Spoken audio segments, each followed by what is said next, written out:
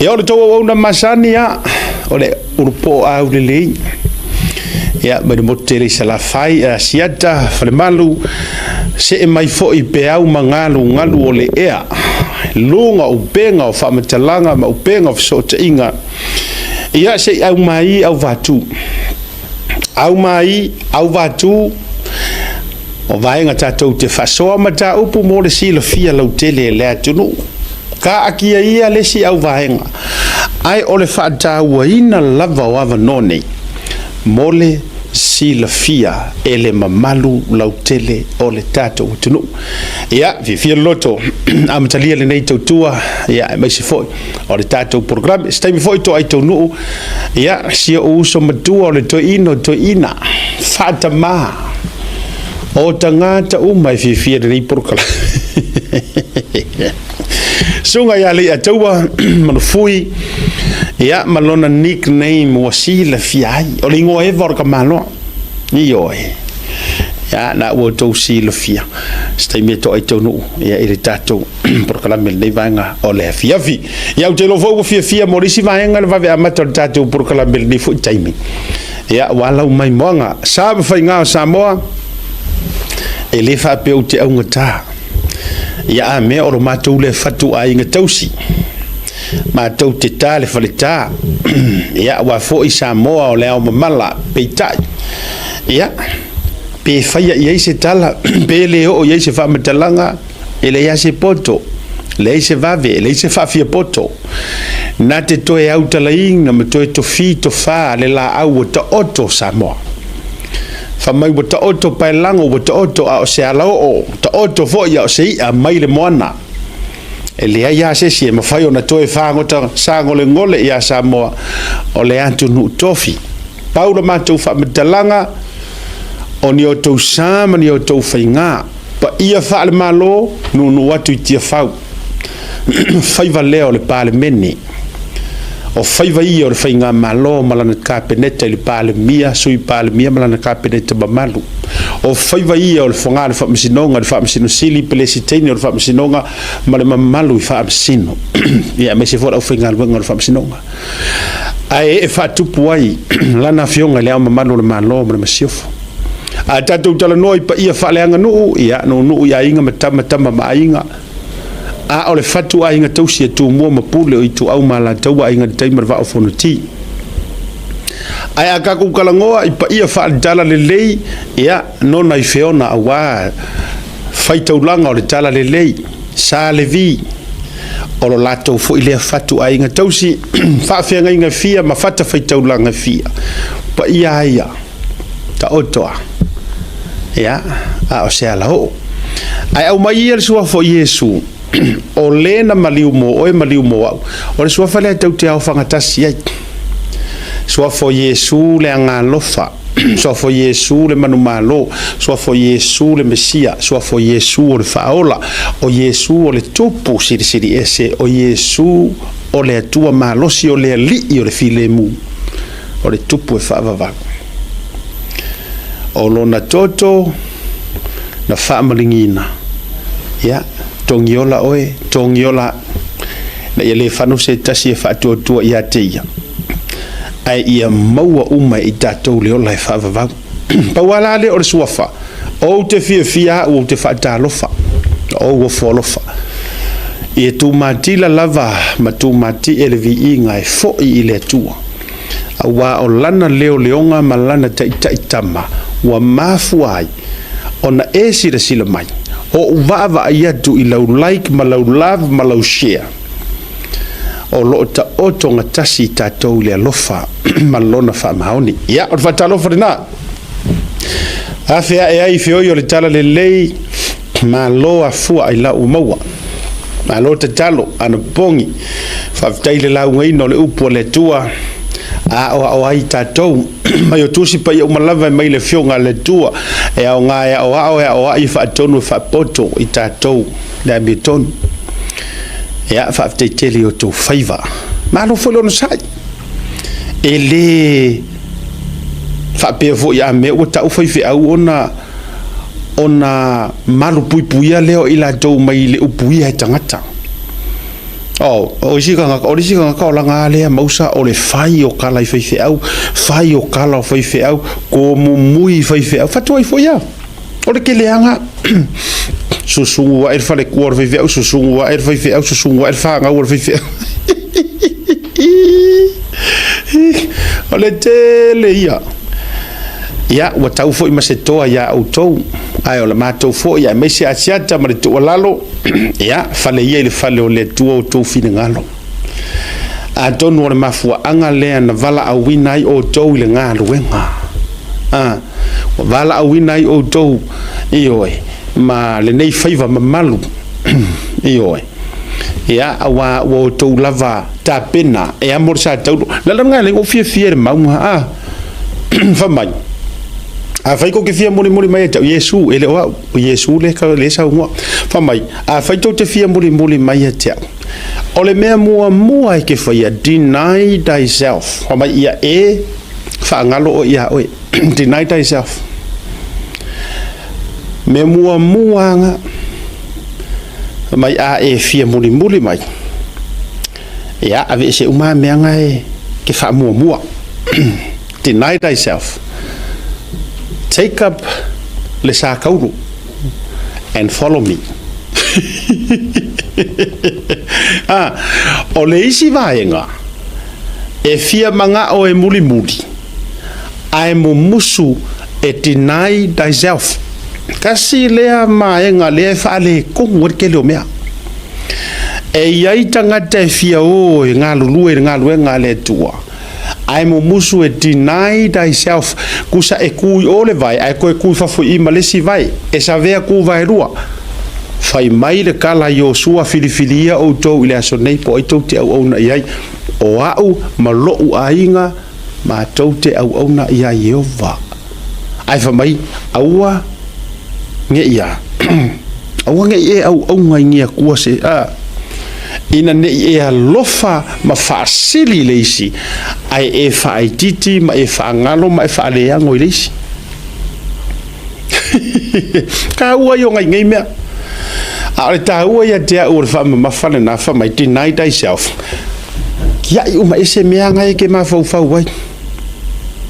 kia ese le lotoleanga kia ese le kau mui kia ese le fai kakala kia ese le ai kia ese le pokoleanga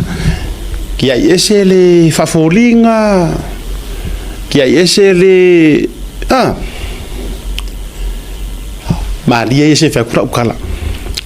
ole tele ia o tatou peika ko ke mamafi le kusikusi lima le au onganga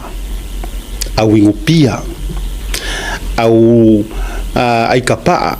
tulo nganga le va fa ingo fi o tatou pi ka ke mafia kama foi si au ki pipi kamala la ngai e ula ia au ki pipi kamala la ngai ai pia ia ko sa o tatou tango fi le poka ngaka ngai pe o ni tangata foi lele o lai ko ku mai se odi o te toi nofo nei soi fuanga o le vava ai isi kanga keri siango I kanga ka ingo pia makanga ka fo iele fai vai ngai ia kusa pe ia lai fiola se ori kusa matua I tatou fa te esea ai ka ko o pongi kanga ka ai se fai ia kula la ukala o tangata ia tatou te mio mo ka ko fusi ola le loko leanga sa pese su amisiruki tongiro I fa fomuli o asola nei Samoa o asole tala lele tia ile lo toleanga ai fai o mea lele ele fie Yesu tanga tai file mu a Totonu le loto e a asape a mumu wa va e kau sa o ele melo ke fai ku vai tu sa o tatou Dei fa toi ku sa kau ke leo a ka vai ku ngisi e ki fa mai si o ka anko si o ka kausonga si o ka ki vai me fa mai au ka mai e si le o langa le mai ku so ka ko kilo ka ngakaia as if they are the worst sinners o so fuanga va penga yala e aka mai kilo mai o ngai ke fa yale merenga awa ke sa valia ku rosi o ke fo ile le ka ki fa ku ke ro o e ke mala ma o e ke sau mangi mea e ingu I ala ngofo maronga ko alua o le sia mu pingi o fa kakala ai kusa olai ngofo kofi au olai ngofo kofi ki a kongo olai ngofo kofi a uma si mau kofi nga o si ka ulanga ma mau kofi ai su e ya kala e veve sia ya le kale sia ke ro la kala e ke worsa ku ngai lo ringu pia yes e ke worsa ku awange e fa pia e tahua ia o foi fa fonga me fo ko masau ko ke ka ure fia o le mele ka ke mi o fa kasi le nga si fetu la utala le e yai le tangata inu pia e ula a o le loko a lo faia o le loko foa ia a ela ko ka susungo ko se si e fa sanga mai fa sa o e fa mai si ku ia tangu mikira wa pangale ko la ya enjoy o ia ma kwa fai fu kala silava esa sa lo kala e ele tanga te ula e ele tanga te inu pia e ele ka kai maluanga a o le o le loko yes I know that o kako o le mea o le ola faa fōlinga le anga e laua lunga lo ola faa masingo aku o le laua lunga lea ko I lalo ai kako do you know e maa fuanga e ola faa masingo aku onga o lo loto e lele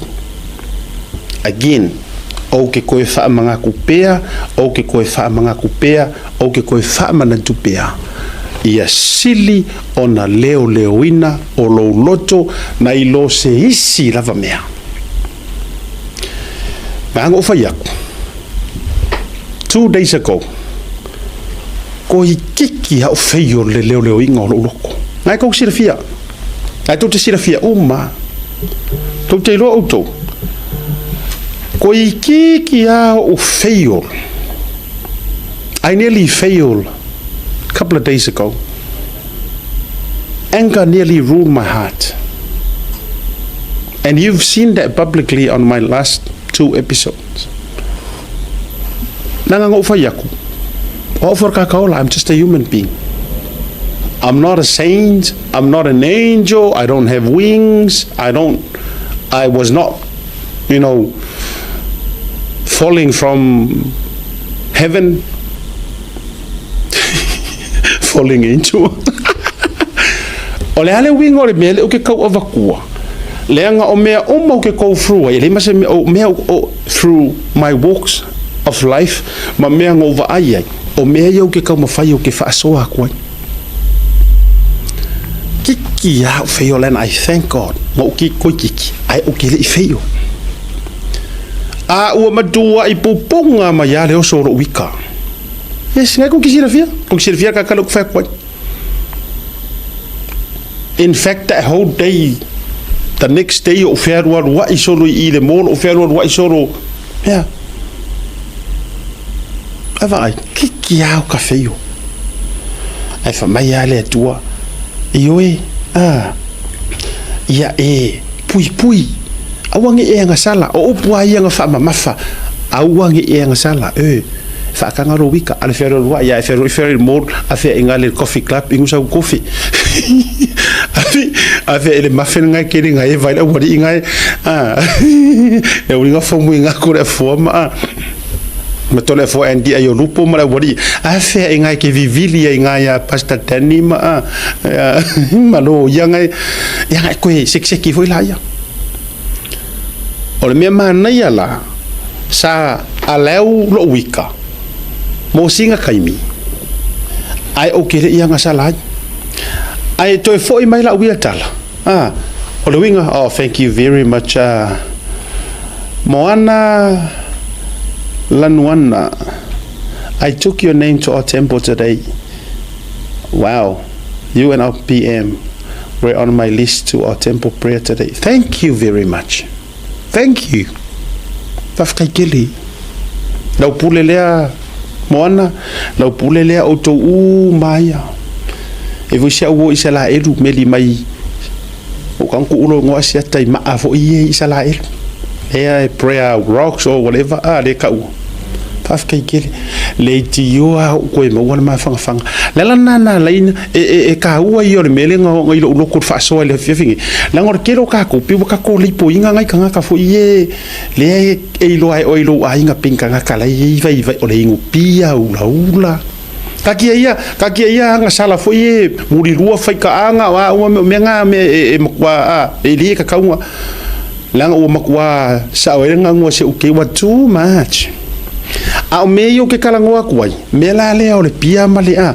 kusa aka ko vai ngai kanga kaya so le piwa ka ko vai ya sa kangile sa vali solo man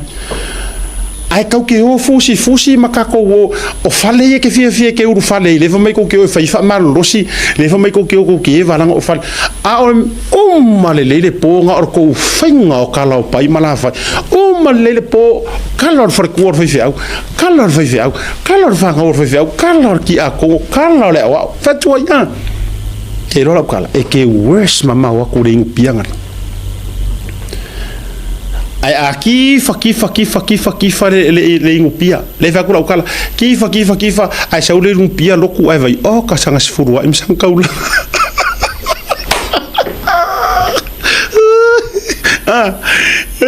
e kami dei lo e ele si taimi na ma fa so ai mariska I think 5 or maybe more than that years ago for me kala ka kreka ke lo yes. Ole le make sense ole me le ile kako wa savadinga fa kirisiang o fa koea fa mai soli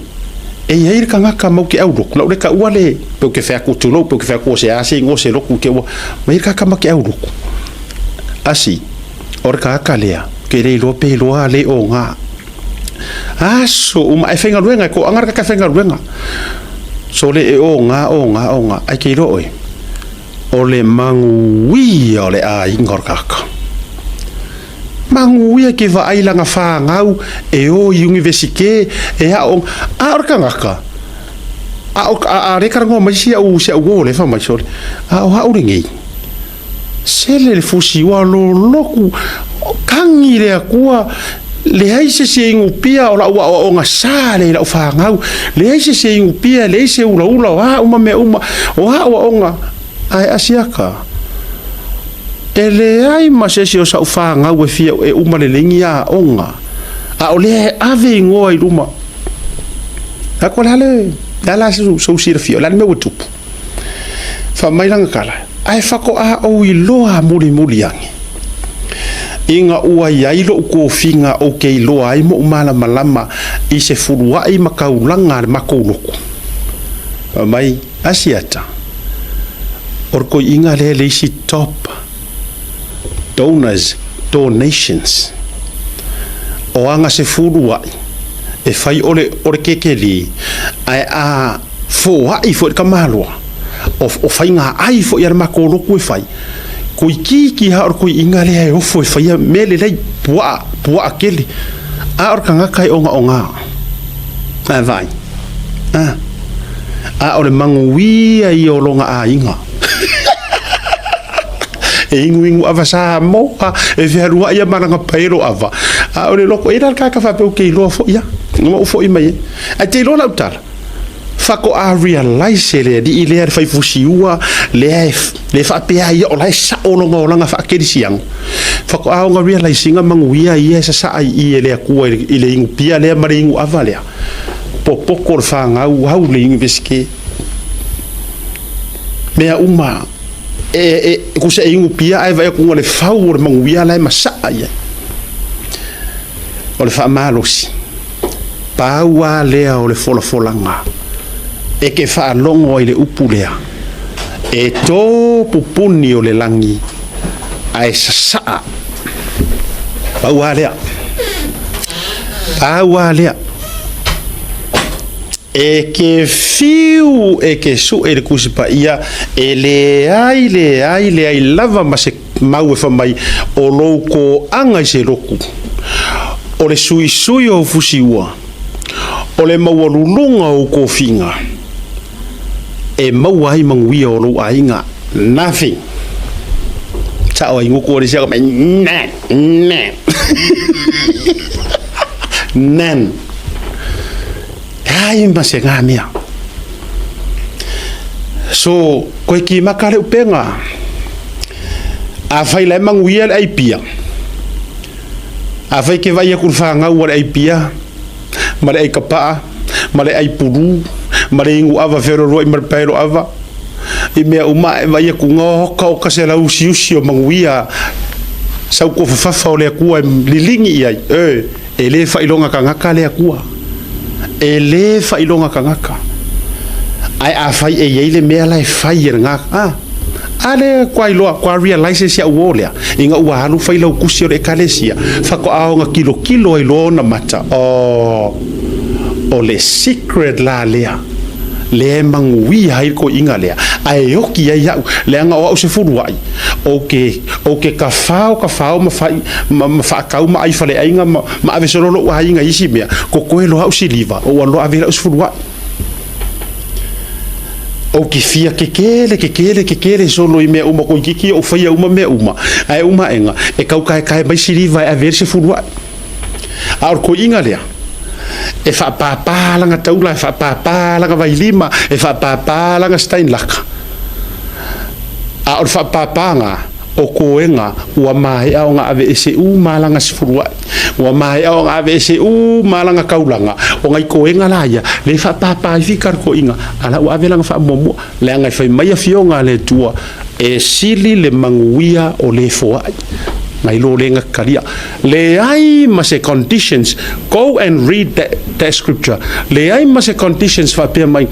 E sili le manguia o le fa maongi malang foa. E sili le manguia o le ingu pia malang foa. No, nothing.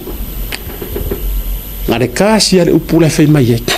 E sili le manguia o le foa.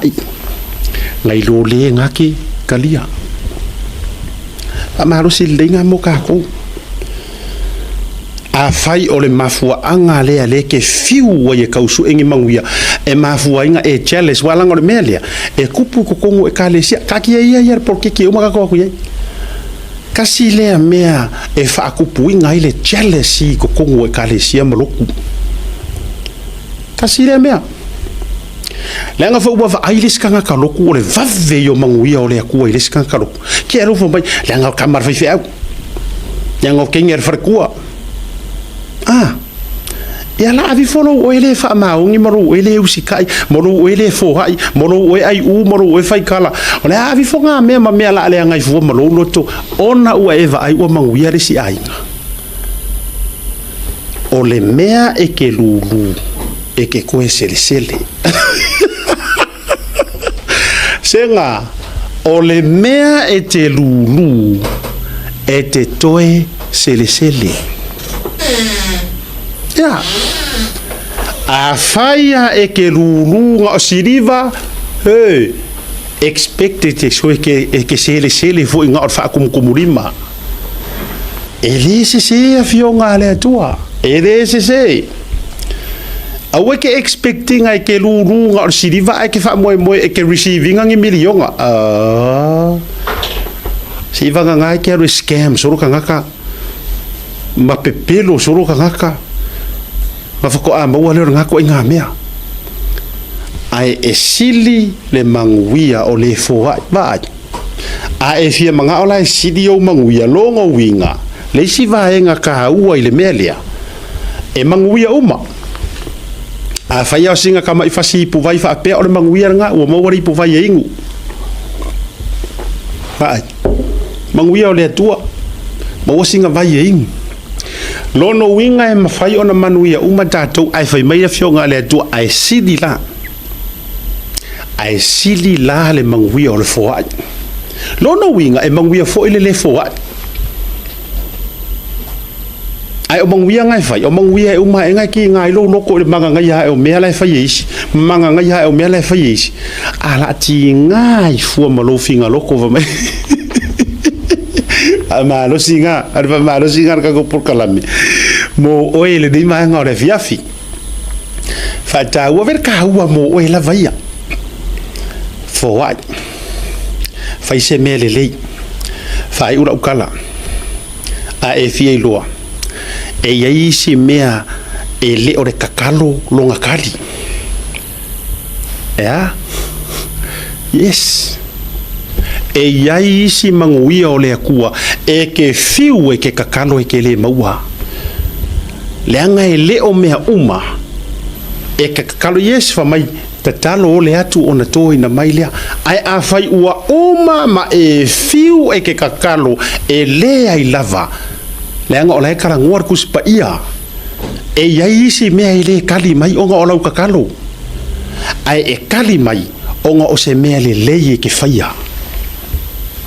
Asiata lau le ale winga na mea le vanga ia yo le sifa finge sak pai kia ko ngol kuspa ia o le finge pule ngu finge e iong kamau a inga monga o loa lona o a foi lele o le finge pese pule ngu finge pe afa makala fa penga ai kasi ale mea nga kupu finge o le kele o nga kupe o a mea uma fiu e kakalo ele mo sankama fa logo lo mar finge e yiri ka nga ka o le akua le fe ro wa i kongorengu fa mai lo mar kala fa finge ron ko lua si e kanga ka ole atua le ke fia lua o ka fiwa kakalo ele ise kalio ia mea fo ise kama langa ele le ku a yu ka ele le o mo finge le sang kama o kanga kala mau mea o fiwa kakalo mai ro markala ole a ka faia se mea le mo re kanga ka ole akua fa mai alula ia ka penga le afe au pito luma alu e ka penga le poku la piko i lunga o ka fali va ai se moenga le lei ie moenga me fo uma va ai se moli fai fale le se lau e ku uela fai ka kus paia fai se me le lei pauanga enka ngoi lor finge fai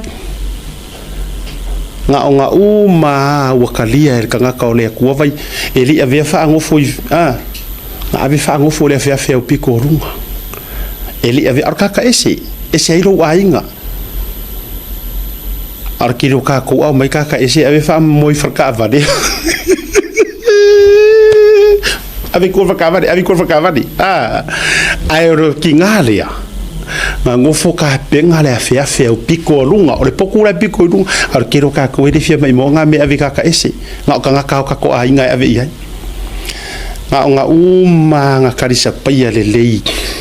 e di saya le o ke kala ngo aku nga uma failo ia i markala le perfecta por nga ka o le tua o le kaimi fa pengei i le kausanga le o le ao lua sapa paia ai se ka mai kiki wa leva nga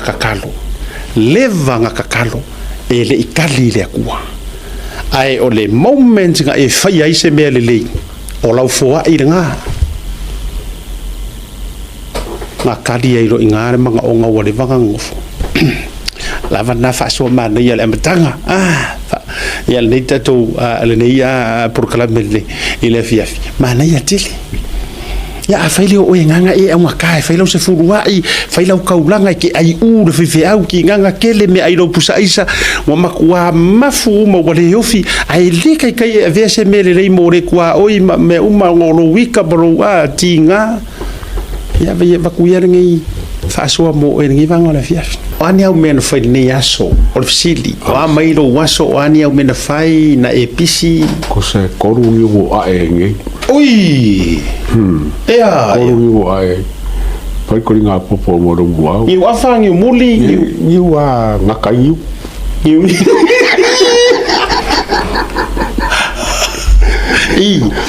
ni la tu la gana la ina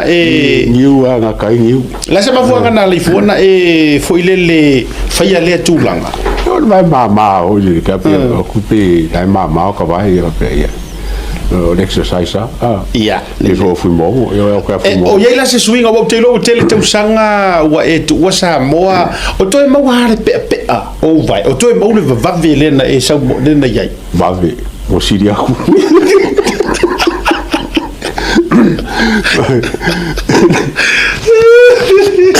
ya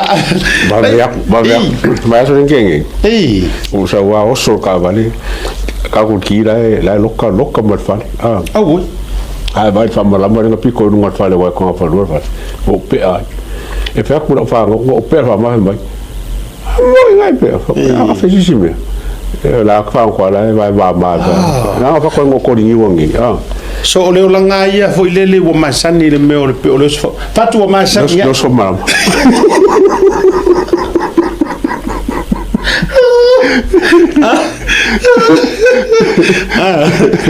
tu o pe wa masani ai lau le a mi o le a o le pe fa mal o le pe fa mal mamma ni ya ele na pauale awalanga e foi le tari tonunga foi le o le tuainga e matua le pusi malana fera ele que foi a cara la kufu mas e ko ia inga le pusi mas ia fera lono winga e atangia mai e o tausanga o roso ifu wa lunga a o roma lo si o fa tu mawina yo wa ho ile ko fera o se pusi pa maku ok depois foi na cara ok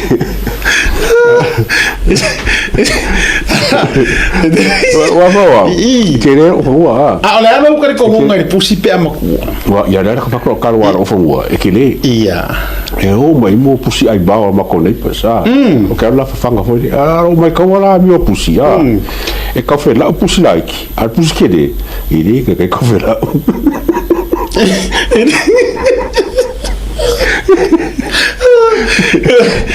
era malanga lo te vai o so ko fara il fa malama piko irunga lo winga tangi mai i le langa fatu ia isunga ia ko fara so o se me pe o masania i le mele o le o sopa ele sa nga upua ele se sa ma sangi mo lok so so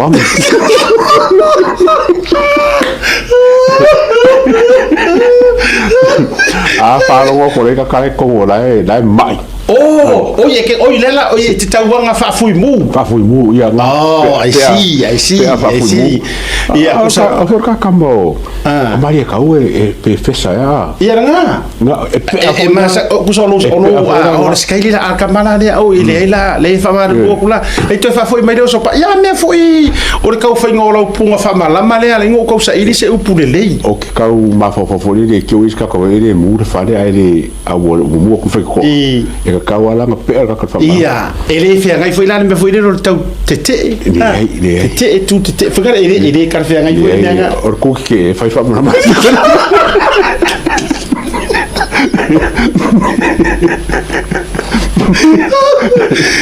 o fa ma ma piko la lo ke mo wala ka manga le fa ye mauma me ka mo dissima ele fa ya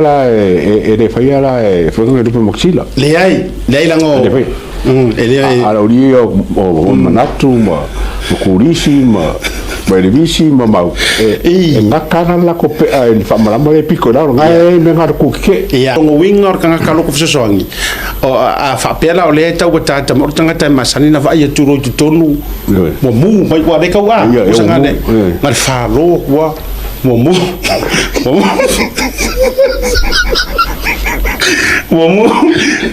mo se mea pungalo leila kamala o faftaisua e mea le oso e punga e oso kusanga kuar vai oso le ko ai ali mamaua oso e oso mama ni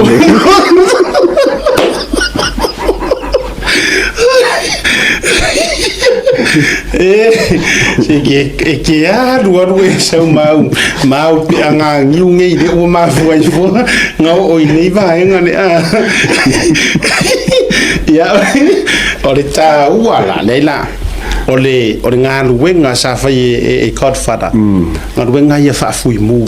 ya nga fui mu Samoa ma ko e tau le mama mara Samoa nga mo ko e ni fale fonga fale ro fonga fale ko a mu Samoa fale o fale o memu e ku ala fui mu da lo fa ia ma fanga ku fanga ele ma wala se mele o se punga i runga se famara a fui mu le fa fongi Meole falo punga falo e mu falo la falo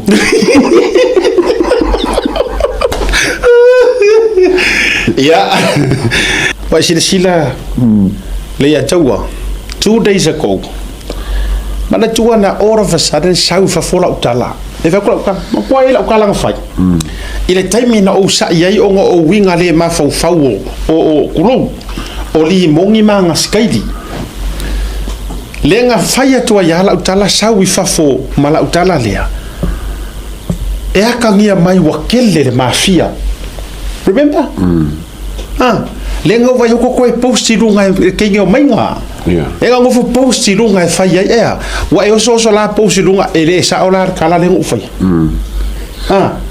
wa ngeila ngo faya kala nga ile so ngofua are ku purme le ngafi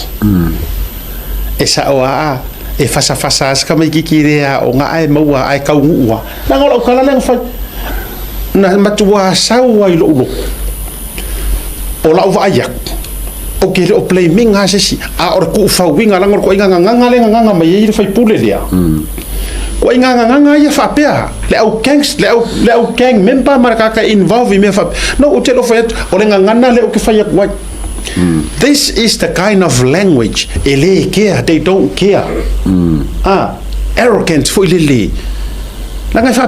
pea me ka o kai over isa e ke le ko e ke ia ukala e ke le ropo fa fonga nyo ko fa finge e ke le ropo fa fonga ba yo makua e ke le kai e ai so ai fa ia upu sama upu para vale malo le ma fa e fa ia le nga la inga fa ia tu la utala o Samoa e o makua kele le au mafia vai ele ana ngo fa ko ele vanga para sia kula ukala ai o so le sifia le leva le ngare ku skala posti lunga fa mai o to fa fonga la le u fai mai wa yai le au mafia wa run le au mafia wangi ni la ku mafia fia la me le oye o skai fa mafia eu fa ko lori ole ala saudi poki meia ole saudi poki fa ma ke di poki mai ole o tupu mai mail au lo mutu mafia fia o ngira un mafia meia po skai fa mafia o skai li o skai fa ma ila tatou ye ya ba ngai ai ole me fa foi la ukala anga due male anga ole tu e musu yale e ke iawe sa wai fa foi sa we paton wale up vai vai ke iawe ka move ka fa so nga so o ka ua ku me e wa run le wa move la ngola kala me eri wa mafia however I say ma por ale me ngo se inga nga ka mi por me fa ka nga le nga ole tua ale o ku ai fa kai foi wa ve sa ku sa mo foi ele me o num ko ke foi le o fa shoki di foi sa mo ko lua ka mi sa mo ko no le o sue ai ko go foi sa mo e go sue ku fanga kamani ai fa mu ese ku sa le au vai tu tatou muri tai news a Australia a muri tai nei news le 7 news le ko ngo share ku e atangia mai o le va o le kengi le armading o le kengi le pese kengi ale au le panona ala mamla mala Australia mele mat faso to male kengi wata ua o le coconut cartel o le kai ila le o le coconut cartel o le Samoa kamalea yeso fa ya o Lorenzo le malu tu lolta o swafa o le ala e papa ke kele ai Australia avai o ngi mai mau pe ngfa ngama ko sheinga tunga ile video ale TV7 por channel 7 ya la ngai te ua take down ka ko live ma tulang fa pena o la wa declare public ai le vaenga le di le wa mariu i te tonu o Australia la wa ta ko fia la to declare public mai le la to war against i le si vaenga le manga kua mai foila ele ai se fa mau ua au mai se mori mau ku o le vaenga le faile la ko rivalry le fai Australia o la to e ona tamaitia le no le se me fa pena for your informations peitai ona o mea la ko kupu i Australia i le va o kengi ngai ko olua le la e pe kau di lifa i ai le masaro salonga ia maanga le au su e mai la to le mata pule a ole me moni ele ele o fa pe o mau ki ngo po ko ngur kengi renga po tanga taya na haya inga le wori e pe ora e o e fa tupu fa le lavi ai fele le mai sa mo e o ngai Vietnam o ka okay to o tamani o tamasa mo a ole va o kengi e fai Australia now a faila o yese kangaka le sa mo le nga ku ka mai ki e fa mo ku ai le yo po o laenga whainga ruenga ai ko kongo ma briefi o peo na esa unua le report jere globo o le fesili la ua i ko kongo Samoa connection o kengingi le kuzi le me was my last first day lengo sem Samoa lenga na meli mai le stanga tana nei tai ao e o sofa ia to leo ia le lava ku ye o sofa ia to leo ai o atu ile no fonga le ta ua ile rento ai o tu la ua loka mai fili pa le una le rentos ia ai o tu loka mai matulanga a o le ai manisi wo ese pe moni po le alava o me lai o to mai nei i tangata mai tonu Samoa intel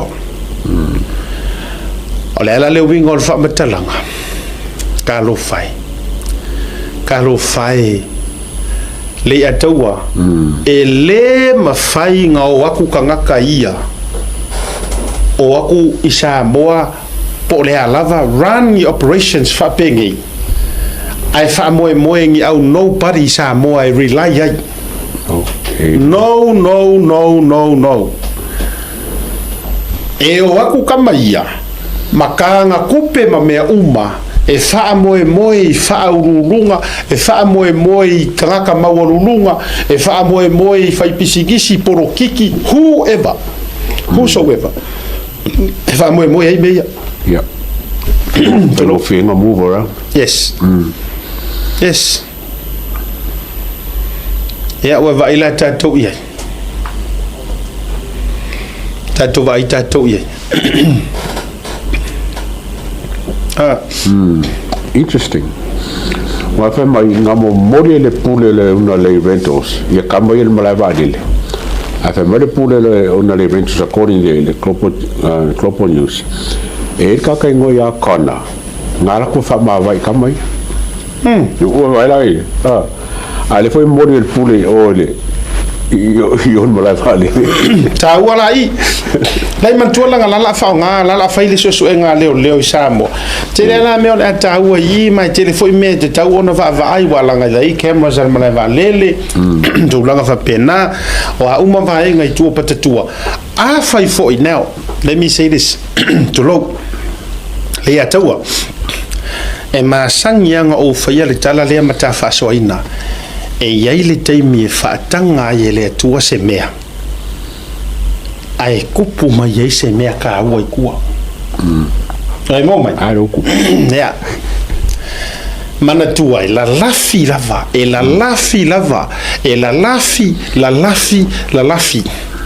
a lele wa pa ku lo le ngana a le wa pa sala lau mai oi pa le me le sala lau mai le lo langi o fea Samoa ale sa kuskusinga fainga ruenga le wadi I sa fainga ruenga sa molongo winga e ke le afianga mase suenga e maua mai ko kongor ka ko waku e le o le breakthrough la le nga ka ko valo ia maka ko mo uma ia okay o mo mo riten ma fatoi e le o le breakthrough la le o me uma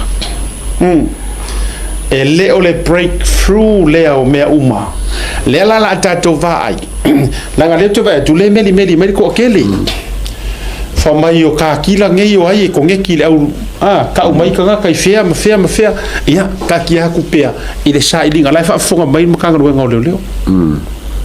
life afonga mai makanga ruenga o leo ele o fai ko alea lenka ku fa kali uma iai say break le nga o mele tupu nga o sawa mana ya saurunga to tele o tangata uma ye o mai le ko moi kang malala o le au la ma o tangata e fa o ngaina ata ma fu ye le saulinga ka la leipa la leipa la ko ki pula le e na watupu mai mele ana nafi o pomonia e na watupu mai na walu le fali ta pena le aonga o nei taiao usu mai sia o fai au ya le tau ma o ma sava vali ma sava vali ma nei yo le monga na ave o fai au ma sava vali o ma mai loa ma mai ba fai ma ko fe to e fa manatu fa so mai o pole tu fa malo si au inai o no fo le mo lo to fa pia ile mele le o pu mai e tau o fa pia. Oh my goodness. O vaku. Ba ai le mea le o kula mai. Ele o ala e o le tua. No, ele fa pe o que lo fa col mero o le fa sioki. No. O le breakthrough o sa ilinga ele o le isia ale. Ele o le isia ale le o ka ko vai. Mana tua mai me tolu ia na saule mori mau o Samuelu o ke koe wha mangaku ma o koe wha mangaku ma whaki ngā ka linga ku pia. Mua o le hit and run. Lua o le aisa. Kolu whakonguinga nga ia pe kau pule ale wha o le oki.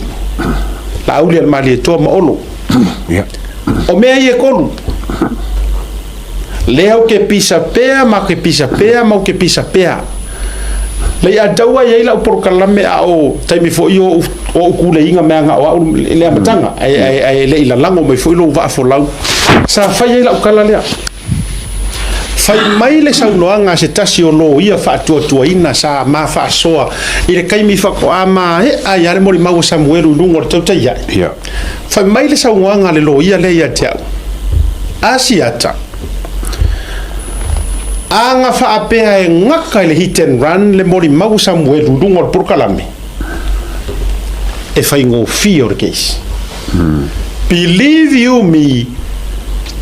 or le upura fa nga ua lololongi ma ua leve ma ua fefeu ona ua ta'u e Samuelu ale aisa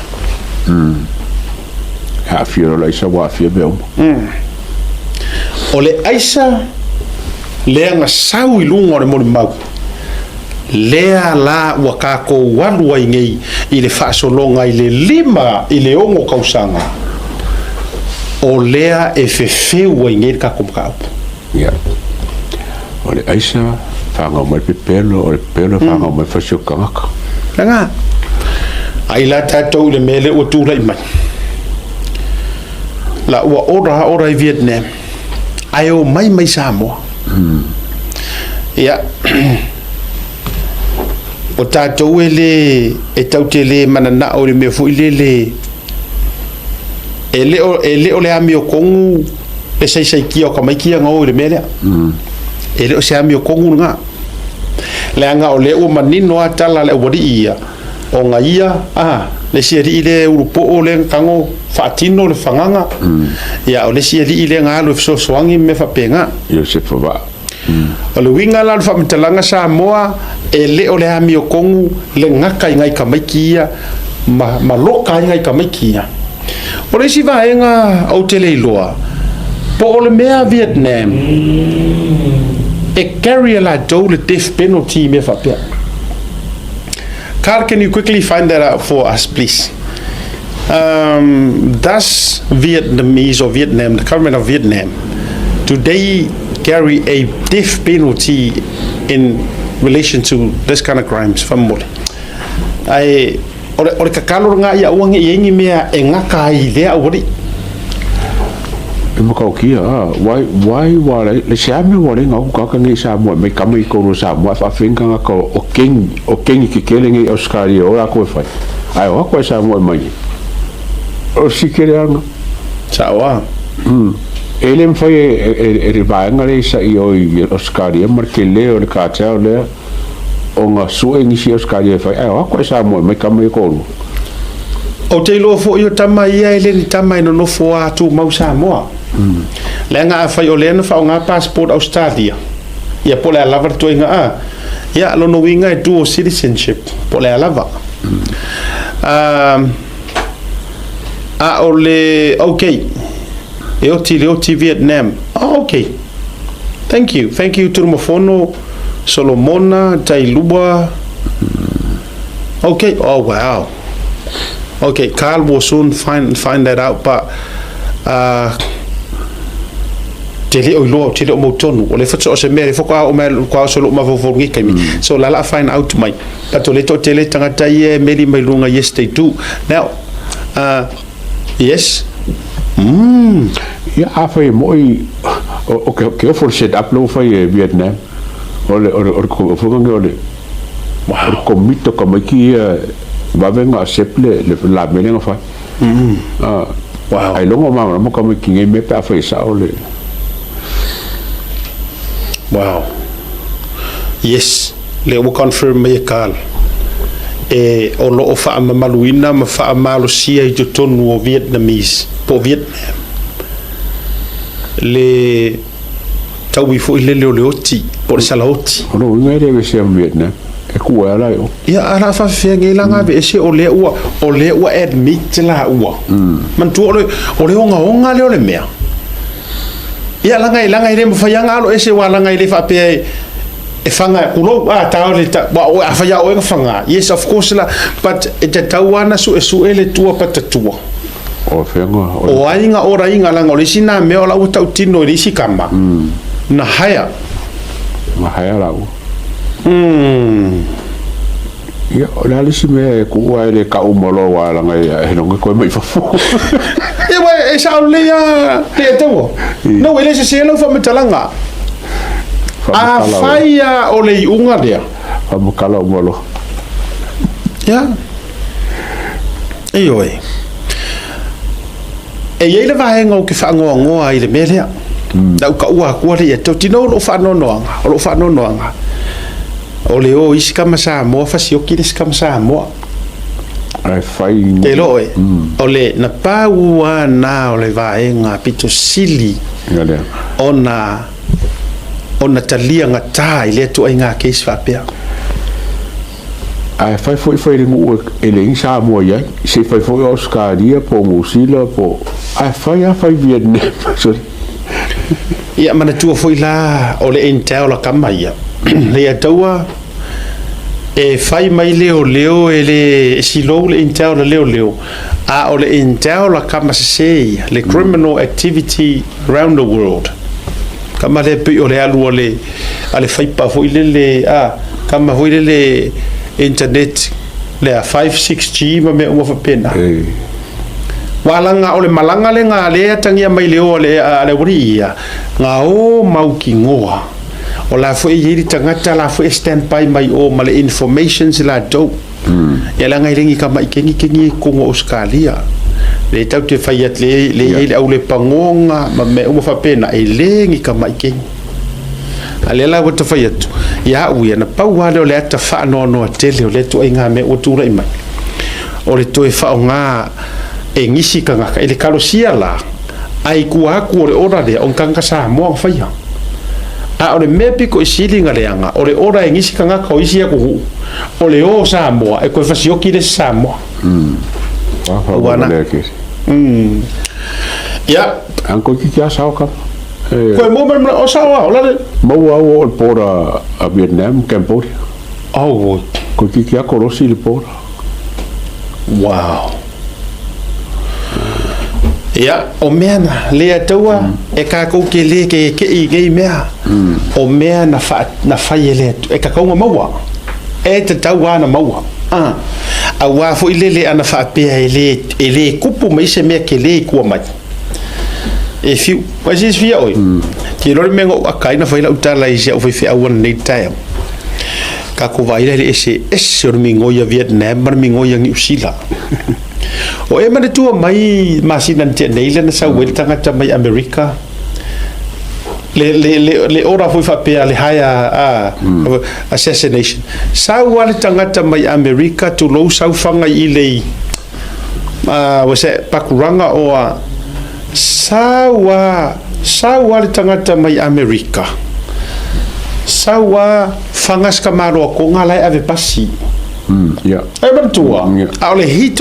hit ma ora mai fo i America e me fo ia ko ngeki me ka kengi ar ko ingare i kama fo ile le pe ora wo se ki longa life ole bo ave pasi yo ile pakuranga sa nga fai nga ku puer melea sa war tangata le akilis kamaro konga ko e aru ko e puer va le ko fa ko ama mai o inga o suene mea fa ko arrest mai America le vingo la utala va via funa sa wa ko ya me funka me le vingo la utala ai la kursa mo fa ile mai o Vietnam ma wa le ya wese mai na yo lo que fai aku ese senga ko ai nga mingoi ko se ka ke ma fa pe ka ko Vietnam Burma aku fa pe le yung ka ba fu ye la tau te fa pe o ka ba fu ye ka ma ye ma fa ka ko fa sa o lo so lo ai tatou sa mai ai are fa ke ma ko New Zealand sa ware ka mai America sa falanga le ko ngai ngai ko yo so le va le ko ya le detecting ai e pisi so le su ai walaki le koe fai o phone calls ma me uma fa ko trace yo lo wo por me o Utah e po California me sa ka ia le la wo man koe fai le vai ga foi le koe mai fa ku rai fa singo ngai ai o ku sa mo Vietnam ping ile ia le pora ai mo ta lo fai ia e matautia le mea ua tūlai mai ko mo ke le foi si kala ko ngi meu ka ko lo ko ki ni ma punga el ke lo ngi mea lava ma ka kia ya tūlanga ua tūlai mai lela lea e alo mamau ia nei mea fa pe nei alo mamau tūlanga o kama ngai le ko e mafainga mana tua mai pe e loko ai a fainga la le ruling ke o mai le o lo le o ringa o le ato yo bole lo pola me la fainga ranga o mai le fale kasi o fa kasi ese fale kasi le atua ele lo e nei atu fa pe nei se meta o Samoa le tu vai tu le na beli mai le si ai nga fato tolu vai aso talu no foi mai Vietnam a fisilia tu tangata ya la do ta o tu Samoa le mala malama Vietnam po fi Samoa so you have to mention Australia, New Zealand or Hawaii ai te lor mele o tu le mai o le am kwa o ka se promotion so Samoa le o ku le mai le mele nei le fo o tau fai sau fa so lo adoa le matautia ai peang o faiak esele fainga ka o le koe o isi Samoa koe fai le mea le isi Samoa te le tu ai ngā whaina ma le o ia le atau ai la tatou le marosi anga o mea tau kengi ma so kanga me o leisa koe e rengi kengi whape o ngi whainga whaikau ngā kuspa ia mangi me o ngi whainga ai ngā ale ko mea lai whai ai ia tātou tālo siasi o Tatou Atunuu ka kia la le awari ia mana me o kupu let the law let the justice ma tūlanga uma pau le tātou talonga ia po le ale mea le la kupu ngai le au laiki ia ma le awari ia le ngā kokongi wa o kupe uma o kupe uma ngai mea o le au ngā kupe ioi o le fesiri e whaini la taito rua e whaini la whanau o whaini la wo o tā pena ni whai poiponga waka ke vai akua pia laiki au ri e laiki lufu fiku lufu ko ia Lufuro. A fai ngai la ole a fa mawinga ma uma e ngai fasiotia i ala tu la fono Vietnam. Fa sele moku uma le sivaenga kele o langa. Talu ai le nei tu ai ngā me fa pene. Ma le fa valea ma le admit o ngai mea ala e ngu es. O leu te vava ai e tunga i le tama le maliu. O leu ke kau vava ai e kurukamba le maliu ke le irope te tau vava ai e tunga pe ia ini nai so tangai e no ute sauat. Ia. Leu ke kau vava ai e kuai. Ai ole a sa idi makangi a ki di a kuikua. Ia, e le tūlanga o lau tau vava ai e tua i le Samoa develop mai o le news. A o le fautuanga ma le tua lalo a o oe e whaafoka mai o lea e te tau tāpena e whaise me whaapea. So le so ia ke ola whaavale valea umi po le alkulanga ngala. Mongi alea kaua. A whai o whaatonu o e sesi po ai lava e te alu e whaise me whaapea lesi ka ngaka. O le a le kulanga o le a kupunge ia o i le mea. Is it worth it? Alfisidi. Ala me ke le faisa o e ka ngaka le whakongo e alu la o e whanga. Ale to. Alu o e whanga. Fatua Tatou le mele o ia. Leanga o Samoa le kupu i me le winga o tangata Samoa. Fa mai se leanga o le tua i le foi a inga. Ia. Le i re fa pe a vele leanga o pai mala fai. Leanga o le i a inga i kamali anga o kanga kange e la tu a inga. Io. Ya, o le ale me le atu le mai.